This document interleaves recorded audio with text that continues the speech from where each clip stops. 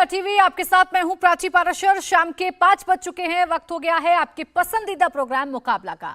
UP में 11 मई को local election का दूसरे चरण की वोटिंग होने वाली है। योगी और अखिलेश मैदान में सबसे ज्यादा एक्टिव हैं। अखिलेश यादव ने प्रचार के दौरान कहा कि ये कूड़ा हटाने का चुनाव है, गंदगी हटाने का चुनाव है, क्योंकि डेंगू वहीं ज्यादा फैल रहा है जहां चेयरमैन बीजेपी के थे। योगी ने अखिलेश यादव के इस बयान को लपक लिया। कचरा शब्द के बहाने माफिया और गुंडों की सफाई का नैरेटिव बना दिया। निकाय चुनाव में प्रचार का आखिरी चरण चल रहा है। इस चुनाव को पार्टियां 2024 का सेमीफाइनल मान रही हैं। योगी ट्रिपल इंजन की बात कर रहे हैं। निकाय चुनाव में कौन भारी पड़ रहा है, आज इस पर करेंगे बात, लेकिन पहले ये रिपोर्ट देखिए।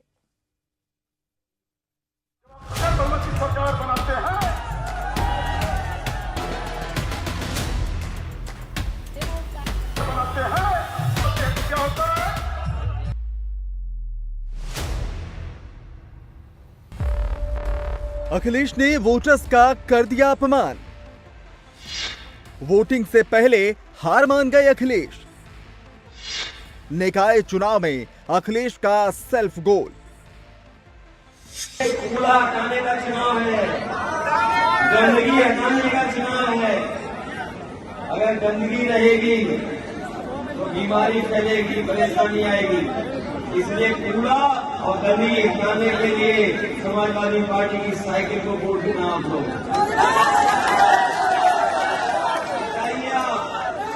और हम भरोसा दिलाते हैं। अगर निकाय चुनाव कूड़ा उठाने का चुनाव है तो फिर अखिलेश यादव जिले दर जिले क्यों भटक रहे हैं? क्या अखिलेश यादव को निकाय में अपनी हार पहले दिख गई है? क्या अखिलेश का निकाय चुनाव को तवज्जो ना देना उनकी कमजोर सियासी सोच को दिखाता है? यह सवाल इसलिए क्योंकि खुद अखिलेश ये कह चुके हैं कि दिल्ली का रास्ता लखनऊ से ही होकर निकलता है। फिर अब कंफ्यूजन है या सरेंडर? दिल्ली वालों की आदत लखनऊ वालों में भी है और दिल्ली का रास्ता लखनऊ से है, यूपी से है। इसलिए यूपी में हम लोगों को इनको रोक करके रखना है, जिससे आने वाले समय में दिल्ली में इनकी सरकार नहीं बनेगी। क्या योगी के दांव के आगे अखिलेश यादव पस्त हो गए हैं? क्या अखिलेश के बदले सुर संकेत हैं कि यूपी में अब ट्रिपल इंजन की सरकार बनने वाली है? अखिलेश ने निकाय को कूड़ा उठाने का चुनाव बताया तो योगी आदित्यनाथ ने इसे सपा बसपा के कचरे को साफ करने वाला चुनाव करार दिया। और आज आपने समाजवादी पार्टी के अध्यक्ष का भी बयान पढ़ा होगा। उनका बयान भी ये व्यक्त कहता है, वो कहते हैं नगर निकाय चुनाव में हमारी रुचि इसलिए नहीं है क्योंकि वो कूड़ा उठाने का चुनाव है। यानी कूड़ा उठाना उनको ये लगता है जैसे उनकी प्रतिष्ठा की विपरीत है। एक व्यक्ति जो उत्तर प्रदेश जैसे राज्य का मुख्यमंत्री रहा हो, उनके द्वारा इस प्रकार के हल्के शब्दों का इस्तेमाल करना, और भाइयों बहनों वह तब जब उत्तर प्रदेश के अंदर 6 करोड़ लोग नगरीय जीवन में निवास करते हैं, नगरीय क्षेत्रों में निवास करते हैं। ये इन 6 करोड़ लोगों का अपमान है। इन मतदाताओं का अपमान करने का प्रयास हो रहा है। ये कूड़ा नहीं, ये सपा बसपा के कचड़े को साफ करने का चुनाव है। उनकी गंदगी को सफाई करने का, उनकी अराजकता करो की अवसरवादिता को साफ करने का चुनाव है।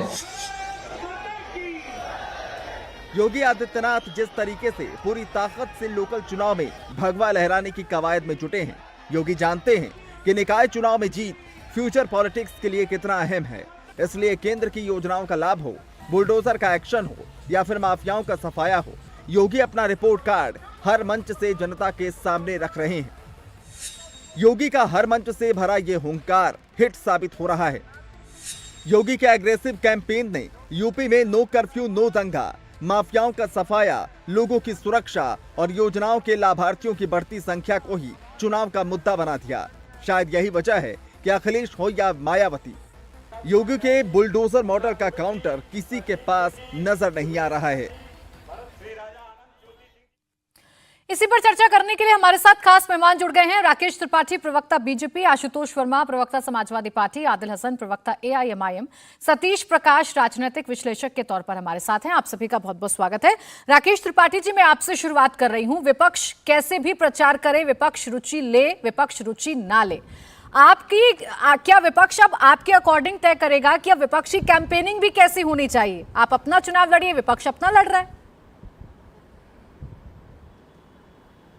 कि प्राचीन राजनीतिक दल के नाते भारतीय जनता पार्टी को यह अधिकार है कि विपक्ष क्या भूमिका निभा रहा है। ये सच है कि उत्तर प्रदेश में लगातार एक के बाद एक पराजय देखते देखते आज पूरी तरह से विपक्ष हताश हो गया है। 2014 का चुनाव, 2017 का चुनाव, 2019 का चुनाव, 2022 का चुनाव, पंचायत के चुनाव, निकाय के चुनाव, उपचुनाव, हर चुनाव दर चुनाव लगातार पराजयों ने आज विपक्ष का मानसिक संतुलन हिला दिया है। और इसी वजह से आज जब अखिलेश यादव जी ये कह रहे हैं कि ये कूड़े का चुनाव है, अरे भाई ये नगर निकाय का चुनाव अपने प्रतिनिधि चुनने का चुनाव है। ये शहरी मतदाता अपने प्रतिनिधि चुनेंगे जो उनके क्षेत्र की संपूर्ण ये संरचनाएं विकास की, वो नाली भी है, वो सड़क भी है, वो खड़ंजा भी है, वो सफाई व्यवस्था भी है, वो रोड लाइट भी है, उसमें भांति भांति प्रकार की जो उनकी दैनंदिन जीवन से जुड़ी हुई नगरीय सुविधाएं हैं उनसे जुड़ा हुआ चुनाव है। और इस चुनाव में शुरुआती दिनों में तो अखिलेश यादव जी प्रचार के लिए निकले नहीं। जब पहले चरण का चुनाव प्रचार समाप्त हो रहा था तब वो 3-4 नगर निगमों में प्रचार के लिए गए। 37 जिलों के चुनाव प्रचार में अभी आशुतोष जी बताएंगे कि कितने जिलों में अखिलेश यादव जी का प्रचार हुआ है।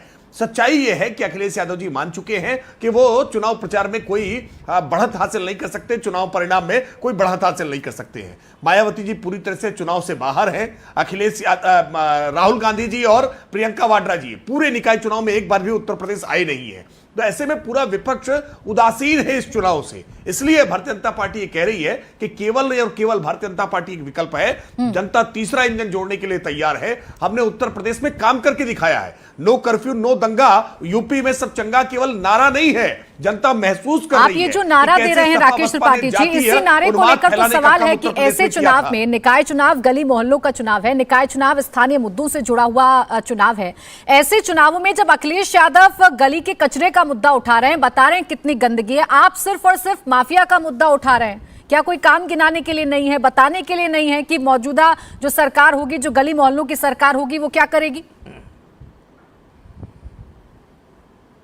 नहीं, केवल माफिया पर कार्रवाई गिना रहे हैं ऐसा नहीं है, लेकिन यह सच है कि उत्तर प्रदेश में सुरक्षा का व्यवस्था, कानून व्यवस्था का मुद्दा सबसे सर्वोपरि मुद्दा है। क्योंकि उत्तर प्रदेश में जनता ने इस त्रासदी को भोगा है, और विशेष करके शहरी क्षेत्र के निवासियों के लिए विशेष तौर पर, क्योंकि शहरी क्षेत्र में व्यावसायिक गतिविधियों में संलग्न जनता सर्वाधिक रहती है, व्यापारी वर्ग रहता है, औद्योगिक इकाइयां संचालित करने वाले लोग रहते हैं। और जब उनको इस बात का भय सताता है कि कोई रंगदारी वसूलने के लिए फोन करेगा, जब इस बात का भय सताता है कि कोई उनके परिजनों का अपहरण कर लेगा, बच्चों का अपहरण कर लेगा, जब इस बात का भय सताता है कि कोई ठेके पर मर्डर कर देगा, तो निश्चित तौर पर कोई व्यावसायिक गतिविधि, व्यापारिक गतिविधि आगे नहीं बढ़ सकती है। सबसे बड़ी आवश्यकता लोगों के सुरक्षा का एहसास है, और वो आज योगी आदित्यनाथ जी ने देकर के दिखाया है। ठीक है, आज उत्तर आशुतोष वर्मा जी, राकेश त्रिपाठी जी जो कह रहे हैं, या जो शहरी क्षेत्र में रोजगार की संभावनाएं बढ़ाई है, या जो मुख्यमंत्री योगी आदित्यनाथ कह रहे हैं, क्या वाकई में ऐसा है कि विपक्ष के पास अब उन मुद्दों का कोई तोड़ नहीं है जो योगी आदित्यनाथ उठा रहे हैं या जो बीजेपी उठा रही है? माफिया राज को खत्म कर दिया, उत्तर प्रदेश को अपराध मुक्त कर दिया, इसीलिए हताश हो गए हैं और सिर्फ कूड़े कचरे की बात आप लोग कर रहे हैं। धन्यवाद प्राची। देखिए, भारतीय जनता पार्टी के प्रवक्ताओं की भाषा और भारतीय जनता पार्टी के प्रवक्ताओं और उनके नेताओं के जो चेहरे की हताशा है, ये बता रहे हैं कि भ्रष्टाचार का जो पानी सर के ऊपर चढ़ गया था वो निकाय चुनाव से ही घटने लगा है। हमारे मित्र राकेश त्रिपाठी जी जानते हैं, जिस शहर में रहते हैं उस शहर के मेयर को रिपीट इसीलिए नहीं कर पा रहे हैं, उसको टिकट तक नहीं दिया, क्योंकि लखनऊ में, मैं आपको बताऊं, लखनऊ जो उत्तर प्रदेश की राजधानी है, यहाँ के नगर निगम में 300 करोड़ के ऊपर का कचड़े उठाने का भ्रष्टाचार है। और छोड़ दीजिए बाकी कहाँ टेंडरों की गड़बड़ी है वो अलग है। और इनकी स्क्रीनिंग कमेटी ने पिछले मेयर का नाम ही नहीं सुझाया, कहा साहब आप देंगे तो स्थिति बहुत नाजुक हो जाएगी। क्या यह मैं झूठ बोल रहा हूं? ना हो तो आप वेरीफाई भी कर लीजिएगा। इसी नगर निगम लखनऊ को आपने स्टॉक एक्सचेंज में आपने डाला था। भाई राकेश भाई बताइए क्या आजकल प्राइस चल रहा है लखनऊ नगर निगम के शेयर का? देखिए पूरा का पूरा। और मैं भी देख रहा था कि भारतीय जनता पार्टी के विधायक है JS धर्मेश, आगरा नगर निगम में, उन्होंने कहा कि भाई देखिए नगर निगमों की स्थिति बहुत खराब है और हर नगर निगम में भ्रष्टाचार गले तक भर गया है। वही वाराणसी में बोला है कर्मचारियों ने कि हम मदद नहीं कर पाएंगे। तो अगर आप समझदार हैं तो खुद जानते हैं कि चुनाव किस बात का है। हाँ, भारतीय जनता पार्टी को चुनाव से एक चीज पे लड़ने आता है कि किस तरीके से हम जाति हिंदू मुस्लिम कर लें, किस तरीके से हम तमंचा दिखाने लगे, ये तो अच्छा है कि अभी पाकिस्तान और अफगानिस्तान नहीं आया, वरना नगर निगम के चुनाव में अगर मोदी जी वगैरह खाली होते तो यहीं से पाकिस्तान को गोली मार देते। क्योंकि जब जानती है जनता कि आपने 9 साल में इस देश को सिर्फ और सिर्फ मूर्ख बनाया। ठीक, नौजवान परेशान है, आशुतोष वर्मा जी एक बार स्पष्ट कर देंगे कि कैसे बीजेपी हिंदू मुसलमान वाला चुनाव बना रही है इस पूरे चुनाव को, क्योंकि अभी तक जितने भी बयान है उसमें माफिया राज पर चोट करने की बात भारतीय जनता पार्टी कर रही है। मुख्यमंत्री योगी आदित्यनाथ कर रहे हैं, नो दंगा की बात कर रहे हैं, नो कर्फ्यू की बात कर रहे हैं, तो इसमें धर्म कैसे आ गया सर?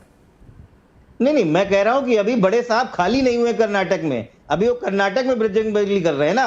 अगर खाली होते तो साहब लोग यहाँ भी आके हिंदू मुस्लिम कर देते, यहाँ भी आके जो है शुरू हो जाते कि क्या कहते हैं अफगानिस्तान और पाकिस्तान और कब्रिस्तान और दुनिया तान, ये शुरू कर देते। नहीं, आपने कहा ना ध्रुवीकरण करती है भारतीय जनता पार्टी, तो मौजूदा चुनावों में ध्रुवीकरण कर रही है कि नहीं कर रही है? नहीं, मौजूदा चुनाव में तो लोग इनको घुसने नहीं दे रहे हैं। इनसे पूछिए कि किस तरीके से प्रचार कर रहे हैं। अभी कल ही एक वीडियो आया है जिसमें जो है कई रैलियां इनकी, कई जनसंपर्क फ्लॉप शो जा रहे हैं। लोग कह रहे हैं कि इधर जो है आना मना है। चलिए ठीक है, इसका छोटा सा रिएक्शन राकेश त्रिपाठी जी, फिर बाकी मेहमानों के पास जाऊंगी। देखिए, मैंने तो सबसे अपने ओपनिंग कमेंट में इस बात को कहा था कि अखिलेश यादव जी पूरे चुनाव प्रचार में कितने जिलों में गए हैं, आशुतोष जी अभी नहीं बता पाएंगे, मुश्किल है बताना, इसलिए क्योंकि अखिलेश यादव जी चुनिंदा कुछ जगहों पर ही केवल पहुंचे हैं और पूरी पार्टी इनकी जिलाध्यक्षों की घोषणा कर रही थी जब प्रत्याशियों की घोषणा करनी हो। संगठनात्मक ढांचा तैयार नहीं, नेता आपका निकलने के लिए तैयार नहीं, और फिर तुर्रा ऊपर से ये कि हम चुनाव जीत जाएंगे, और जब परिणाम आएगा तो निर्वाचन आयोग पर आरोप लगाना शुरू करेंगे, कहेंगे मीडिया ने हमारा साथ नहीं दिया है। भारतीय जनता पार्टी ने एक एक मुद्दे को जनता तक पहुंचाने का काम किया है। केंद्र की नरेंद्र मोदी सरकार की उपलब्धियां हो, उत्तर प्रदेश में राज्य में योगी आदित्यनाथ सरकार की उपलब्धियां हो, या नगर निकायों में जहां जहां हमारे पास मेयर, नगर पंचायत चेयरमैन या नगर पालिका चेयरमैन थे, पार्षद थे, वहां उनके द्वारा किए गए काम हो, हम अपने काम को लेकर के जनता के बीच में गए हैं और इसके आधार पर कह रहे हैं। यह बात केवल सुरक्षा का मुद्दा ही नहीं है, और सुरक्षा का मुद्दा तो आप समझिए इतना महत्वपूर्ण हो गया कि शाहजहांपुर के समाजवादी पार्टी की महिला मेयर की प्रत्याशी जिनको इन्होंने घोषित किया था, उन्होंने यही दावा करते हुए पार्टी छोड़ करके भाजपा ज्वाइन कर ली कि वहां समाजवादी पार्टी में मेरी सुरक्षा को खतरा है, मैं वहां अपने आप को सुरक्षित महसूस नहीं कर रही हूं। तो यानी सोचिए, जहां पार्टी का प्रत्याशी सुरक्षित ना हो, वो सुरक्षा के मुद्दे पर कैसे बोल पाएंगे। इसलिए उत्तर प्रदेश में सुरक्षा का मुद्दा सबसे प्रभावी मुद्दा है और इसलिए हम इसको उपलब्धि के तौर पर। मैं आशुतोष वर्मा जी आपके पास आऊं, उससे पहले दो और मेहमानों उनको चर्चा में ले आऊं, फिर उसके बाद आप काउंटर करिएगा। सतीश प्रकाश जी, समाजवादी पार्टी और भारतीय जनता पार्टी एक दूसरे पर वार पलटवार करते हुए कम से कम इन चुनावों में नजर तो आ रही है। जो थर्ड प्लेयर है बसपा, वो कहां है? वो चुनाव किस लिए लड़ रही है? लीड लेने के लिए लड़ रही है, अपना वजूद बचाने के लिए लड़ रही है, या किसी को नफा या किसी को फायदा पहुंचाने के लिए लड़ रही है? नहीं, देखिए प्राची जी, आपकी भावनाएं, आप कुछ भी कह सकते हैं, आप पत्रकार हैं, लेकिन एक बात आपको ध्यान रखना पड़ेगा कि 13 तारीख को ये बात तय होगी कि उत्तर प्रदेश में बहुजन समाज पार्टी कहां नगर निगम का चुनाव लड़ रही है। देखिए, अभी राकेश त्रिपाठी जी ने गंदगी की बात करी, ये सच्चाई है कि कमल जो है हमेशा गंदगी और कीचड़ पे ही पनपते हैं, और बहुजन समाज पार्टी इस बार इस कीचड़ को साफ करेगी। तमाम जो आबादी है, चाहे वो दलित आबादी हो, चाहे वो मुस्लिम आबादी हो, तमाम जो छोटे छोटे लोग जो आकर के नगर निगम के उस क्षेत्रों में जाकर के रहते हैं कि जहां विकास बहुत कोसों दूर है। और देखिए, ये अभी ट्रिपल इंजन की एक बात चलाई है। अभी ये कह रहे हैं, अभी योगी जी ने ये कहा है कि उत्तर प्रदेश में अगर आप निकाय चुनाव में कहीं ना कहीं इनके मेयर को अगर जिताएंगे तो ट्रिपल इंजन, वो तीसरा इंजन जो है रेल में कैसे लगाएंगे, वो ई रिक्शा का इंजन होगा। क्योंकि जब से इनकी सरकार आई है उत्तर प्रदेश में, तो मेयर है उसके हाथ में मात्र 1 लाख रुपए का टेंडर छोड़ने का अधिकार है। बाकी सारे टेंडर कहीं ना कहीं योगी जी लखनऊ में बैठ करके तय करते हैं। और लखनऊ में बैठ करके कैसे तय करते हैं? अगर आप मुरादनगर में अब 2 साल पहले देखेंगे कि मुरादनगर में एक जो ठेकेदार है, उसने बाकायदा योगी जी की सरकार के ऊपर यह आरोप लगाया था कि 30 लाख रुपए देकर के मैंने ये टेंडर लिया था, और ये टेंडर चूंकि 30 लाख रुपए देकर के लिया था, तो इसलिए शमशान की दीवारें गिरी, वो मुश्किल से 6 महीने में गिरी। कितने लोगों ने जान गंवाई। मेरा कहना यह है कि इस चुनाव से ना प्रधानमंत्री तय होते, इस चुनाव से ना मुख्यमंत्री तय होते, ये स्थानीय मुद्दों के ऊपर चुनाव है। और ये सच है, राकेश त्रिपाठी जी कह सकते हैं कि योगी सरकार जब पहली बार सरकार में आए तो उनकी पहली घोषणा ये थी कि हम 25 दिन के अंदर उत्तर प्रदेश की सड़कों को गड्ढा मुक्त कर देंगे। आज 6 साल हो गए, आज आप सड़कों को गड्ढा मुक्त नहीं कर पाए, लेकिन आप कहीं ना कहीं गड्ढों के अंदर लोग सड़क ढूंढ रहे हैं। तो मेरा कहना यह है कि जो आंतरिक विकास के तमाम जो फंड है, लेकिन सतीश प्रकाश जी, जब इतनी चिंता है आपको उत्तर प्रदेश की, उत्तर प्रदेश के विकास की, उत्तर प्रदेश की छोटी छोटी गलियों की, तो फिर आप खुलकर आप मैदान में आकर चुनाव लड़ते हुए नजर क्यों नहीं आ रहे? क्यों चर्चा सिर्फ बीजेपी और समाजवादी पार्टी की हो रही है? क्यों आपके मेयर पद के प्रत्याशी अतीक और अशरफ को बीच में लेकर आ रहे हैं? देखिए, ये चर्चा अतीक और अशरफ के ऊपर नहीं है। जनता इसको भी जानती है कि कहां क्या हो रहा है, उत्तर प्रदेश की कानून व्यवस्था क्या है। ये एक सवाल हो सकता है, ये आम जनमानस को, कहीं ना बीजेपी के लोगों को भी लगता है। अब बीजेपी का वोटर भी ये महसूस करता है कि पुलिस अभिरक्षा में अगर कोई भी अपराधी है, अपराधी को अपराधी खत्म कर रहा है ना। हाँ। सरकार तो खत्म नहीं कर रही ना। तो ये सवाल है, ये सवाल तो आपको राकेश त्रिपाठी से पूछना चाहिए। मेरा कहना यह है कि ये चुनाव कहीं ना कहीं स्थानीय मुद्दे हैं। नहीं, मैं ये सवाल इसीलिए पूछ रही थी आपसे कि मेरठ से आपके मेयर पद के जो उम्मीदवार हैं उनका बयान कुछ दिन पहले हमने सुनवाया था, चर्चा भी की थी, उनको बैठाया भी था, जो अतीक अशरफ को चुनावी मुद्दों में लेकर आ गए थे। आपको इतनी चिंता है तो चुनावी मुद्दों पर आप भी चिपक कर रही है। कहां अतीक और अशरफ के चक्करों में आप पड़ रहे हैं? खैर, आदिल हसन साहब, ये जो उत्तर प्रदेश का नगर निकाय का चुनाव है, ये नगर निकाय का जो चुनाव है, ये मुद्दों का चुनाव लग रहा है, या ये भी स्पष्ट आप इसे भी कह देंगे कि नहीं नहीं ये भी हिंदू मुसलमान वाला चुनाव है? मैम देखिए, हम लोग तो बहुत मजबूती से लड़ रहे हैं। हमारे राष्ट्रीय अध्यक्ष ने कैंपेन किया, हमारे स्टेट प्रेसिडेंट शौकत अली साहब पूरे दिन रात लगातार पिछले 20-25 दिनों से ऐसा कोई गली मोहल्ला नहीं छोड़ा जहां एमआईएम लड़ रही है वो नहीं गए। इम्तियाज जलील साहब, वारिस पठान साहब, अख्तरुल ईमान साहब, एमआईएम पूरी ताकत से हर चुनाव लड़ती है, ईमानदारी से लड़ती है। जहां तक अखिलेश यादव का, राकेश भाई ठीक कहते हैं, मुझे तो लगता है समाजवादी पार्टी और भाजपा में एक अंडरस्टैंडिंग हो गई है कि रिवर फ्रंट का फाइल तुम मत खुलवाओ भाई, हम अखिलेश यादव दे देंगे, क्लियर कट दे देंगे, ना कैंपेन करेंगे ना प्रचार करेंगे, डायरेक्ट भाजपा को चाहेंगे सत्ता हो जाए, क्योंकि रिवर फ्रंट का फाइल बहुत इंपॉर्टेंट फाइल है, वहां हजारों करोड़ का घोटाला का मामला है। डायरेक्ट मामला आप ही देख लीजिए, अंबेडकर नगर पर भाजपा ही इतने डर गए हैं कि लोकल पुलिस से दबाव देकर हमारे जिला अध्यक्ष को गिरफ्तार करवा दिया रात में, कल फोन केस लेकर 120B के नाम पर गिरफ्तार करवा दिया। भाजपा इतने डर गए हैं। और अखिलेश यादव को तो मैं चैलेंज कर रहा हूं, आपके माध्यम से बोलना चाहता हूं, अरे इतना क्यों डरते हो यार? अगर घोटाला नहीं किया तो डायरेक्ट टकराओ ना। इतना क्लियर कट बीजेपी को डायरेक्ट छोड़ देना मैदान में। आप उत्तर प्रदेश के लीडर ऑपोजिशन है, इतनी बड़ी पार्टी है, कहां गई आपकी पार्टी? ना मुसलमानों के मुद्दे पे बोलते हैं, ना दलितों के मुद्दे पे बोलते हैं, ना नगर निकाय चुनाव अच्छे से लड़ते हैं, सारस के पीछे चले जाते हैं, ना आजम खान के मुद्दे पर बोलते हैं। अच्छा, जब मुद्दे गिनाने की बारी आई आदिल हसन साहब, तो आप भी असदुद्दीन ओवैसी साहब की तरह सबसे पहले मुसलमान वाली कैसेट ऑन करते हुए नजर आ रहे हैं। आपको भी सबसे पहले मुसलमान के मुद्दे गिनाने की बात याद आ रही है। आप ही बताइए, उत्तर प्रदेश की इतनी चिंता है तो ओवैसी साहब जब उत्तर प्रदेश आते हैं तो उत्तर प्रदेश के विकास की बात करिए, सवाल पूछिए मौजूदा सरकार की। आप भी तो मुसलमान वाला जो कैसेट है उसे ऑन कर देते हैं। जा रहा है उत्तर प्रदेश में मुसलमानों को हिस्सेदारी नहीं दी जा रही है। कैसे नहीं दी जा रही है? हिस्सेदारी नहीं कैसे नहीं दी जा रही है? बताइए जरा, कि अपने लीडरशिप को बताइए। मैं आदिल हसन साहब, मैं बहुत संजीदगी से समझना चाह रही हूँ। एक सेकंड, आपके बड़े बड़े नेता कहते हैं, आप जब मेरे साथ आज बैठे हैं तो आप समझाई दीजिए कि कैसे मुसलमानों को हिस्सेदारी नहीं दी जा रही है, या आपकी नजर में कैसे उत्तर प्रदेश का मुसलमान प्रताड़ित है, जो आपका सबसे बड़ा मुद्दा बन गया है चुनावों में।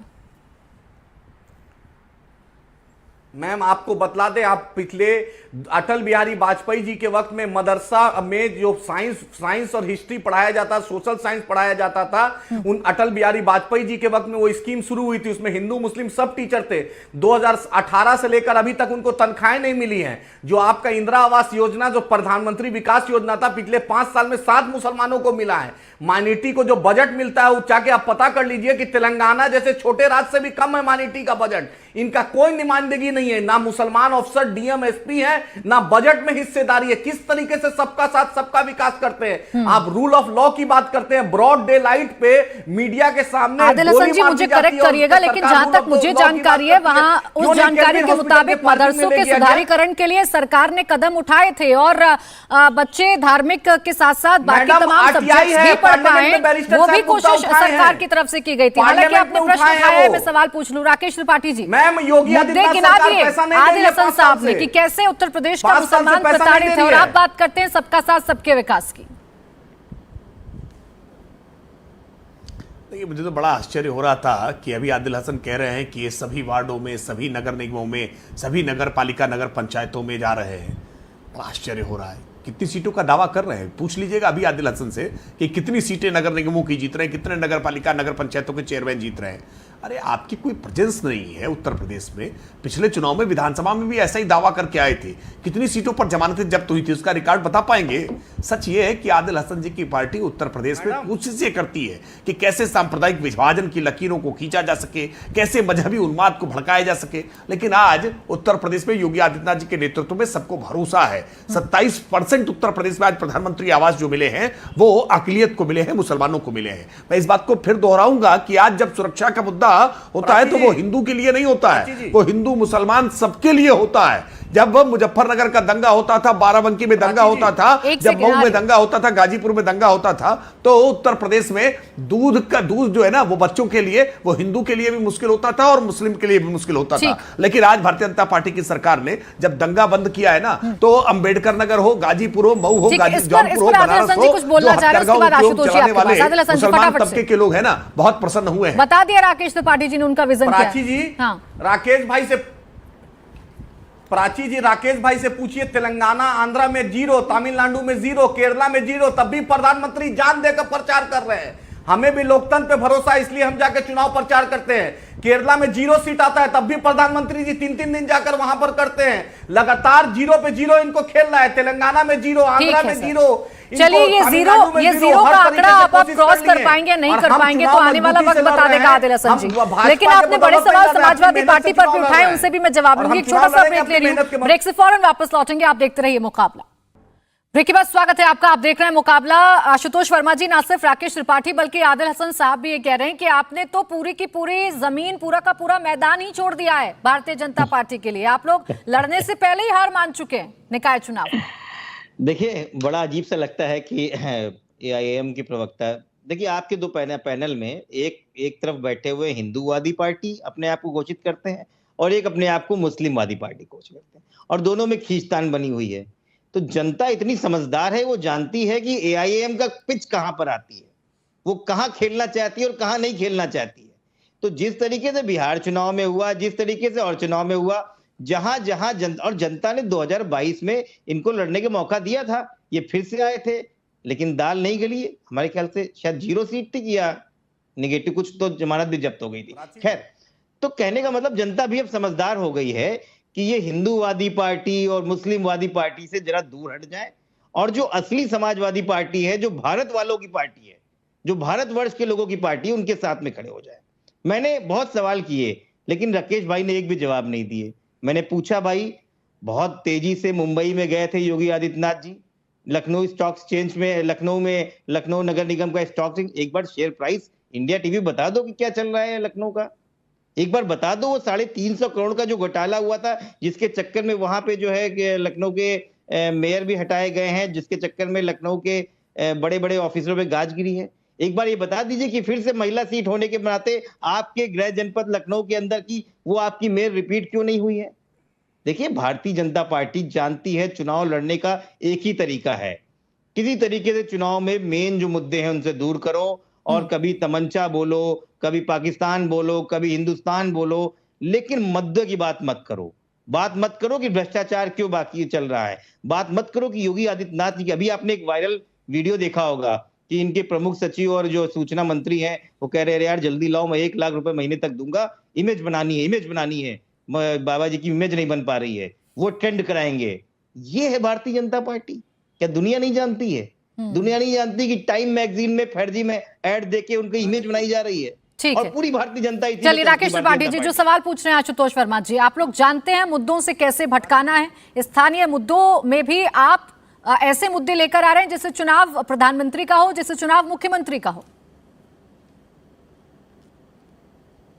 देखिए, कपोल कल्पित आंकड़े रख करके आशुतोष वर्मा जी एक ऐसे घोटाले का जिक्र कर रहे हैं जो घोटाला न कहीं रिपोर्ट हुआ है, न कहीं उसकी चर्चा हुई है, न आज तक इससे पहले कभी अखिलेश यादव जी ने उसका आरोप लगाया है। मैं पहली बार आज डिबेट, इंडिया टीवी की डिबेट में आशुतोष जी के मुंह से इस तरह के घोटाले की बात सुन रहा हूं।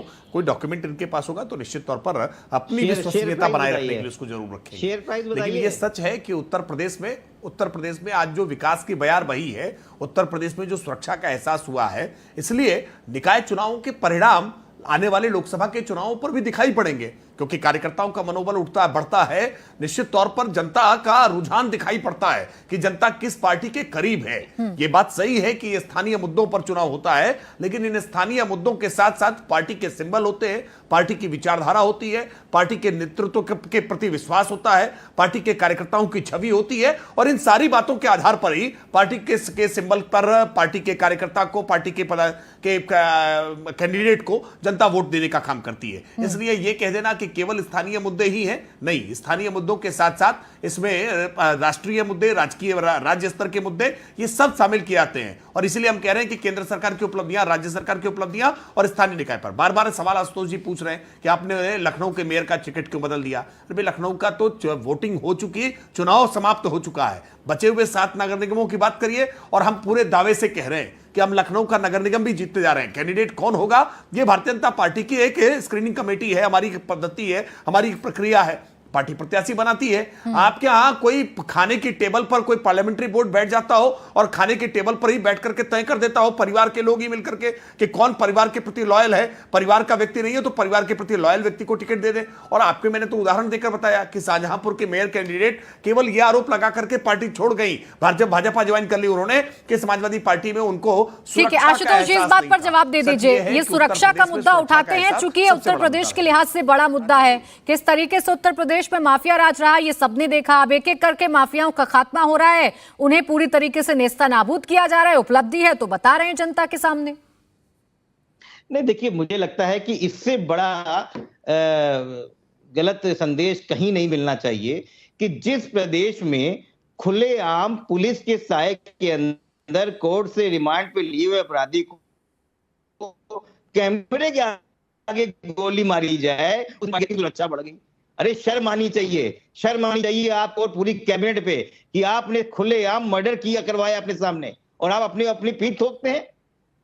कोई भी हो, माफिया हो या चोर हो, जब आपने कोर्ट से रिमांड ली थी तो अगर 2 मिनट के अंदर वहां पे मीडिया बड़ा आरोप लगा रहे हैं आशुतोष जी कि आपने खुलेआम मर्डर करवाया। आपके पास मुझे लगता है कोई तो सबूत होगा जो आप खुलेआम इतना बड़ा आरोप लगा रहे हैं, वो सबूत भी दिखा दीजिए ताकि राकेश त्रिपाठी जी को कटघरे में खड़ा किया जाए कि कैसे आपने मर्डर करवाया अतीक और अशरफ का। बिल्कुल बताता हूं, जितने भी पुलिस के संगीन साये के अंदर हत्या होती है वो सब राज्य सरकार की जिम्मेदारी है। क्यों सबसे ज्यादा फेक एनकाउंटर्स में उत्तर प्रदेश बदनाम है? क्या सुप्रीम कोर्ट ने बुला के नहीं भेजा था? क्या आपने आपके टीवी चैनल के रिपोर्टर्स, क्या बड़े बड़े टीवी चैनल के रिपोर्टर्स ने लाइव नहीं देखा है? क्या कोर्ट से रिमांड लेके नहीं आए थे आप? सबसे ज्यादा फेक एनकाउंटर कौन से ईयर में हुए थे आशुतोष वर्मा जी, याद दिलाने की जरूरत है क्या? सबसे ज्यादा चर्चाएं कौन से ईयर की हुई थी? 2018-19 में मैडम देख लीजिए आपने, और अपने उनसे बोलिए कि निकाल के दिखाएंगे। सुप्रीम कोर्ट ने बुला के फटकारा है। चलिए देखिए बुलवाइए आपके पास। ठीक है, मैं इस बात का जवाब राकेश जी से लूं। उससे पहले आदिल हसन जी बहुत देर से कुछ कहना चाह रहे हैं। आदिल हसन जी, बीजेपी और समाजवादी पार्टी दोनों बड़ी पार्टी हैं, दोनों एक दूसरे से लड़ रही हैं, दोनों ही आपको खारिज कर रही हैं कि आपका तो मकसद ही धार्मिक उन्माद फैलाना है। मैम, हम तो कोशिश करते हैं ना। अखिलेश यादव जाकर बिहार में, बंगाल में क्यों लड़ते हैं चुनाव? 0 सीट आता है। महाराष्ट्र में लड़ते हैं, क्यों कोशिश करते हैं? जद्दोजहद तो हम करेंगे ना। जब अखिलेश यादव मुजफ्फरनगर जल रहा था तो अखिलेश यादव सैफई में नाच देख रहे थे, मुंह में दही जमी थी मुसलमानों के मुद्दे पर, तो वहां पर बैरिस्टर असदुद्दीन ओवैसी साहब मुद्दा लेकर जाएंगे ना, हम अपनी आवाज उठाएंगे ना। जब अखिलेश यादव के मुंह में बोली नहीं रहेगी तो कौन उठाएगा? मुसलमानों के साथ तो हम खड़े रहेंगे, वंचितों के साथ खड़े रहेंगे, हम हर उस मजलूम के साथ खड़े रहेंगे जिसके साथ नाइंसाफी हुई। आखिर जीएसपी जियाउल हक को मारा गया, इन्होंने आवाज नहीं उठाई, हम तो उठाएंगे। सुबोध सिंह को मारा गया, हम तो आवाज उठाएंगे। जब जब अखिलेश यादव नहीं उठा पाते हैं, क्यों नहीं एमआईएम जाएगी, क्यों रोकेंगे? इलेक्शन कमीशन में जैसे वो रजिस्टर्ड है, उसे हम भी रजिस्टर्ड है, ये हमारा अधिकार है, हम चुनाव लड़ने जाएंगे। और भाजपा को मैं बोलना चाहता हूं, है हिम्मत तो रिवर फ्रंट का फाइल खुलवाए, तब पता चलेगा कि भाजपा और समाजवाद में गठजोड़ नहीं है, नहीं तो दोनों मिले हुए हैं। हिम्मत भाजपा में तो अब रिवर फ्रंट का फाइल खुलवाए और दूध का दूध पानी का पानी करवाए, तब पता चलेगा कि इनकी सीबीआई जांच है। पिछले 6 साल से सुन रहे हैं रिवर फ्रंट घोटाला घोटाला, क्या 6 साल में अभी तक जांच नहीं हो पाया है? बतलाएं, अगर अखिलेश यादव का रिवर फ्रंट घोटाला सब लोग जानता है उसमें घोटाला है, क्यों योगी आदित्यनाथ की सरकार चुप बैठी है? आखिर क्या इनका आदिल हसन जी, इतनी बड़ी बड़ी जानकारी आपके पास है। एक सेकंड आदिल हसन चुनाव में जीतने के लिए आसानी सर, एक सेकंड, आप इन मुद्दों को पहले सवाल से ही उठा रहे हैं, इतने बड़े बड़े मुद्दे आपके पास हैं, तो ये जानकारी आप वैसी साहब को भी दीजिए। वो तो आके शाइस्ता परवीन की बात करने लगते हैं, जब वो यूपी में आते हैं तो उन्हें शाइस्ता परवीन और उसके बच्चों की चिंता हो जाती है। असल बात है मैडम, रिवर फ्रंट, आपको रिवर फ्रंट मीडिया को नहीं दिखता है, शाइस्ता परवीन दिखता है। मुझे नहीं सर, आपके नेता को दिखता है। करेक्ट करिए आदिल हसन जी, मुझे नहीं, आपके नेता को दिखता है। आपको रिवर फ्रंट की बात करनी है तो प्रमुखता से रिवर फ्रंट की बात करिए। क्यों जब वैसे साहब यूपी में आते हैं तो शाइस्ता परवीन की चिंता करने लगते हैं? एक सेकंड आदिल हसन जी, मुझे करेक्ट करने से पहले अपने नेता को करेक्ट करिए। जब अखिलेश यादव नहीं उठाएंगे, दूसरे लोग नहीं उठाएंगे, तो मैडम हम उठाएंगे शाइस्ता। तो शाइस्ता परवीन से आपको क्या हमदर्दी है? उठाएंगे उसके बेटे, क्या हमदर्दी है आपको शाइस्ता परवीन से? इसे क्यों मुसलमानों से जोड़कर आप पेश कर रहे हैं? क्यों झूठा नैरेटिव बना रहे हैं? उठाएंगे टेनी का, जिसका बेटे ने, गृह राज्य मंत्री के बेटे ने किसानों पर गाड़ी चलाया था। टेनी का मुद्दा उठाइए, लेकिन शाइस्ता परवीन से हमदर्दी क्यों है, ये स्पष्ट करिए पहले। शाइस्ता का भी उठाएंगे, शाइस्ता बड़ी बहन है इसलिए उठाएंगे मुद्दा। जब ये अखिलेश यादव, आप सुन रहे हैं आप आदिल हसन जी क्या कर रहे हैं? वो शाइस्ता परवीन जो अभी फरार है, जिसे माफिया तक घोषित कर दिया गया है उत्तर प्रदेश में, उस शाइस्ता परवीन को अभी भी आप टीवी चैनल्स पर बैठकर डिफेंड करने की कोशिश कर रहे हैं। ये है आपका नैरेटिव, ये है आपका असली चेहरा। बैठकर आप रिवर फ्रंट की बात करते करते शाइस्ता परवीन की आपको याद आ जाती है। बंद कर दीजिए ऐसी राजनीति, बंद कर दीजिए ऐसी राजनीति। सुप्रीम कोर्ट फैसला ले। क्या फैसला ले सुप्रीम कोर्ट? लेना है क्या फैसला? योगी आदित्यनाथ की अदालत का फैसला हम नहीं मानते, हम सुप्रीम कोर्ट की अदालत का फैसला मानते हैं। सर, फैसला किसी ने नहीं लिया है, आरोप लगे हैं, फैसला किसी ने नहीं लिया है। मैं आपको क्लियर कर दूं, फैसला किसी ने नहीं लिया है। आदिल हसन जी, स्पष्ट कर लीजिए, आप पढ़े लिखे प्रवक्ता हैं, कैसी बातें करने लग जाते हैं? राकेश त्रिपाठी जी, इस पर जवाब दीजिए। अरे आरोप सिद्ध हो जाएगा उस दिन मानेंगे, भगौड़ा बोल रहे हैं, लेट ऑनरेबल सुप्रीम कोर्ट। आप तो अतीक और अशरफ को भी नहीं मानते हैं, उस पर तो आरोप सिद्ध हो चुका है, तो शाइस्ता परवीन को क्या खाक मानेंगे आदिल हसन जी? आपको वहां वोट बैंक दिखता है। इनकाउंटर का अधिकार बोलिए राकेश त्रिपाठी जी। किसी को इनकाउंटर का अधिकार, अब रुक जाइए सर, शांत हो जाइए, शांत हो जाइए। अरे आदिल हसन, देखिए आदिल हसन जी ने अब शाइस्ता को अपनी बहन बता ही दिया है, तो मैं इन बहन के भाई से कह रहा हूं कि अपनी बहन के सरेंडर के लिए आप ही अपील कर दो इंडिया टीवी पे। हो सकता है शायद कोई खैरख्वाह कोई इस समय देख रहा हो इंडिया टीवी और जान जाए कि भाई एक भरोसा दिला रहा है कि बहन तुम सरेंडर कर दो।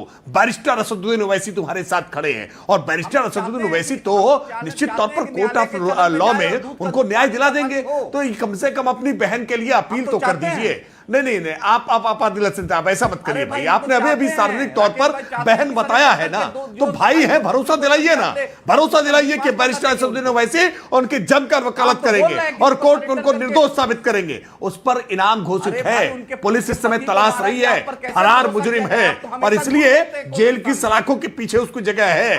ना ठीक है, आप मैं जानता हूं आप भी मातम मनाइए, कहां टीवी डिबेट में चले आते हैं। अरे आप भी मातम मनाइए, अभी उस दिन मातम मनाना पड़ेगा। मैंने देखा कि अभी आशुतोष जी की भी कैसी पीड़ा छलकी। आशुतोष जी ने भी जब सारे मुद्दे गिनाए, तो सारे मुद्दे गिनाते समय अतीक और अशरफ की हत्या का मुद्दा उनके लिए सबसे ज्यादा पीड़ा भरा मुद्दा था, और उन्होंने रखा। उन्होंने कहा कि राज्य सरकार ने हत्या करवा दी। मैं सवाल पूछ रहा हूं, वर्ष 2015 में विक्की त्यागी की मुजफ्फरनगर में कोर्ट के भीतर हत्या हुई थी, क्या अखिलेश यादव जी के इशारे पर हुई थी? क्या अखिलेश यादव जी ने यह हत्या करवा दी थी? कैसे कैसे सवाल उठाने का काम करते हैं भाई।